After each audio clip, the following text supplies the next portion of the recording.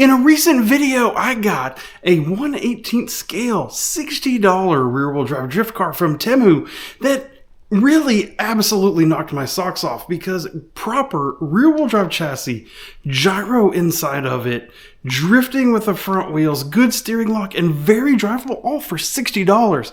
Absolutely wild. Like, there is not a better value in RC drifting than one of these right here. I've modified it since. Put a different gyro in it. Got the big stick label RC livery down the side of it. It's looking really, really good. I'm really enjoying this thing.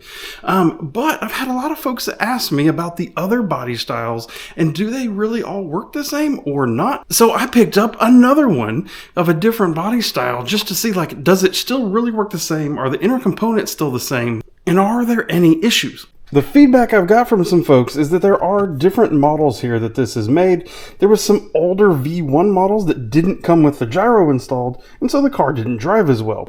This one that I got before, this is the LD1802. What we picked up today, LD1803. So let's get this out of the box, get the batteries in it, and see, does it drive as good as this thing did when it first came out of the box?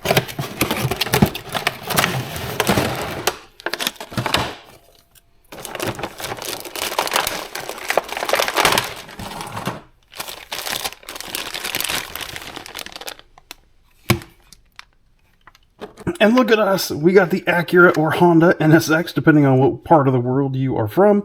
It is looking really nice. The body, the details on this body are probably even better than the one on the RX-7. And that's saying something because it is really good. Everything else that comes in the kit appears to be very similar. I see the grip to go on the steering wheel. I see the grip to go around the bottom of the controller here. User manual looks the same. Looks like we have some specific instructions, of course, for the different parts that you're going to be putting onto the car itself from the different accessories. I will note that it talks about the front and rear suspension limiters, but it looks like they're actually already installed on this car, which they were not on the RX-7. We do have the same battery charger. Here's some more of those plastic parts. We have a different rear wing that we can put on it. And screwdriver. So far, it is looking all the same. And from just a first look, suspension looks the same.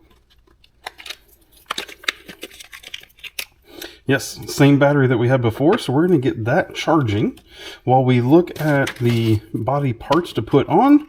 And it already looks like that, yes, indeed, this has the same issue that the RX-7 does, which is when the steering turns, the inner fender hits the tire. So we need to get rid of those inner fenders. Added the mirrors, added the windshield wipers, the turn signal indicators, the door handle over here, looking really good. I mean, you really have to admit, they did a great job on this body itself.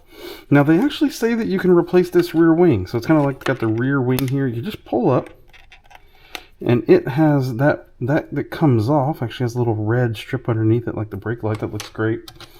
It then has a couple standoffs here that can go in there, and then you can replace it with like a bigger rear wing back here. I don't know if I really want that or not. I think I really like this factory wing, that kind of more sleek look, so I'm going to leave that one in there for now. So what we're going to do is take off 1, 2, 3, 4 screws. And if this is anything like the RX-7, then that means that this will be able to separate. And we'll be able to go ahead and see and make sure, does everything look the same underneath?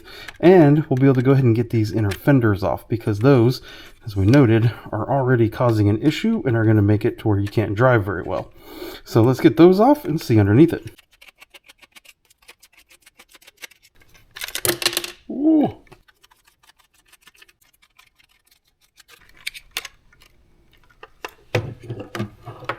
Well, that looks different. First thing to note is that these pieces fall out of the front. They did not do that on the RX-7. Looks like they go right over and mount in, so that's good to know. The other thing that's different versus the RX-7 is this plastic cover. I didn't have that.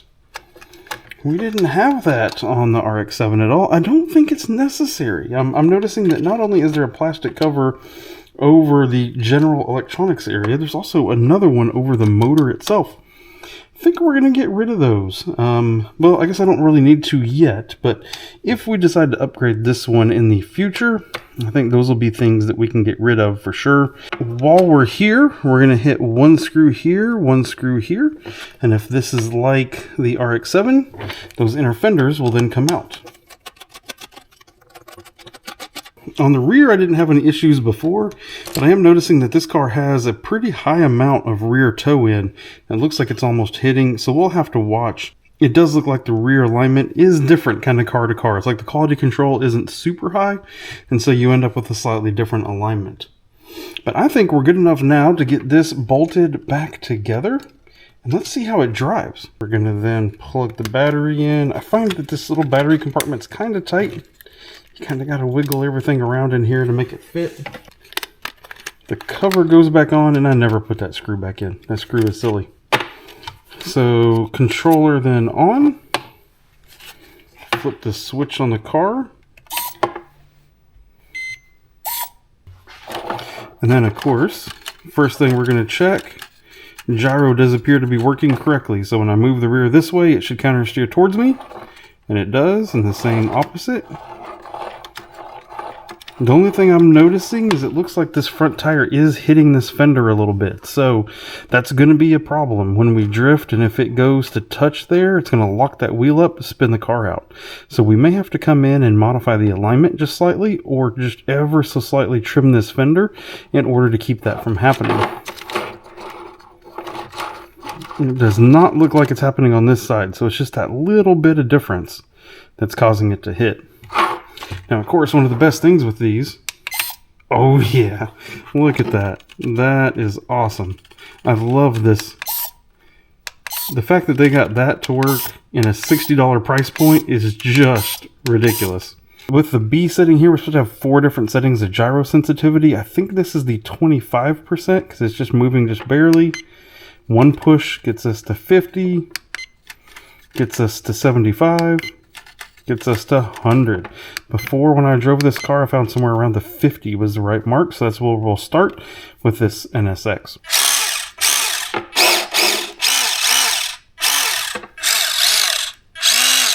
Oh, just like the other cars, the throttle, we have tail lights, but if we hit reverse, we get backup lights. It's really just too awesome. I swear, for the price point, this thing is just, you literally just can't beat it for the price point. But let's take it for a drive now and see just how it does.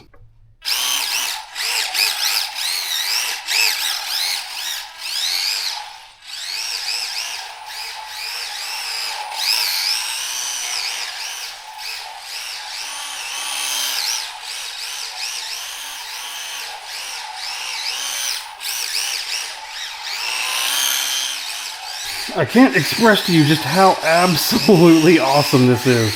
That for this price point, you can have a car that literally drifts around like this.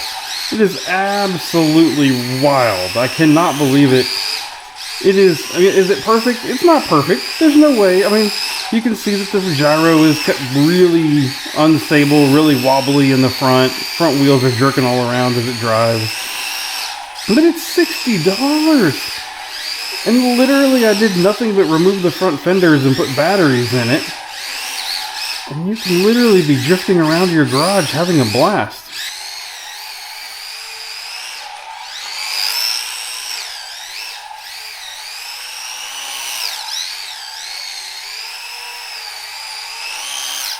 I am noticing that it does seem to want to spin out more when I'm drifting to the right. Rears out to the left, making a right-hand corner, and it's got to be that right there. You can hear it. It just hits that front fender a little bit and just locks it up. So I think I'm going to try to take the body off again, check the alignment in the front, and see if I can tweak it just enough to get it to stop doing that. What I found here is that the steering turnbuckles on either side were actually the exact same dimension side to side. That's fine. But this upper tie rod here was 7 millimeters. Just exposed thread area was 7 millimeters on this one, 6 on the other side. So I've reduced it that millimeter to tip that front of the tire in, and we'll see once we get it all back assembled if that helps clear this fender or not. Well, we haven't solved it all together. I took this lower suspension limiting straps out also just as a curiosity, and what you'll notice is over here Nice and springy. Over here, a whole bunch of nothing. So something in this front corner right here is bound up and does not want to let this whole thing move freely like it does on this side. The lower arm seems to move quite freely without any issues. This upper arm, super stiff. So when I screwed this rod in here in order to reduce it and make it match over here, part of it actually screwed in through this base that it mounts into, and actually was hitting this inner pivot point. So you got to be sure to measure, and now I'm going to be very careful about it, from pin here all the way to edge, and make sure that nothing's binding. All right, with that modified, front suspension's now aligned more, and I took out the front limiting straps in it. Let's try it again and see if it drives even better.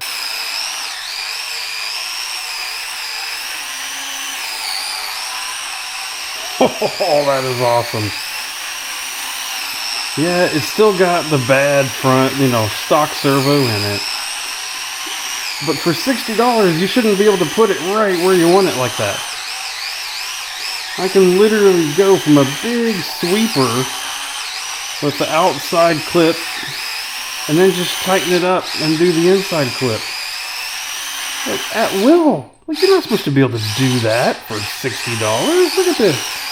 It's official. This is now confirmed my favorite way to get people into rear-wheel drive RC drifting. You just cannot beat the price. And it actually does it. And it gives you that flair for, like, you know, if I do a couple things to it, it might be just that little bit better. Like, you can feel it. Like, you can feel it's right there. And so many people that I talk to struggle to get into RC drifting because of the cost. This is a great way to get started, and you can tinker with it, and you can upgrade it. If you haven't tried one of these things, you might want to. I'm thinking about diving into one of these two more. I already got the wrap on this one. Do I go ahead and buy another wrap to put on this one to make it look even cooler? Maybe I do. Wondering, like, do I go ahead and take all the electronics out of one of these and completely swap it over, a brushless upgrade, a whole different controller and everything? Let me know down in the comments if that's something that you would be interested in. One of the things that I want to warn everybody about is you really got to pay attention to the vehicles as you are purchasing them, because I have had a lot of feedback from folks that saying they were able to get, maybe from Amazon or somewhere like that, a similar looking model, but when it came in, it didn't actually have the gyro. And so it was a whole different driving experience. Maybe it didn't have the same ESC in it and things along those lines, but from the pictures, it basically looks the same. So those part numbers that I gave you at the beginning, the LD 1803, 1802, there's also the 1801 and 1804 is different body styles and colors, I believe.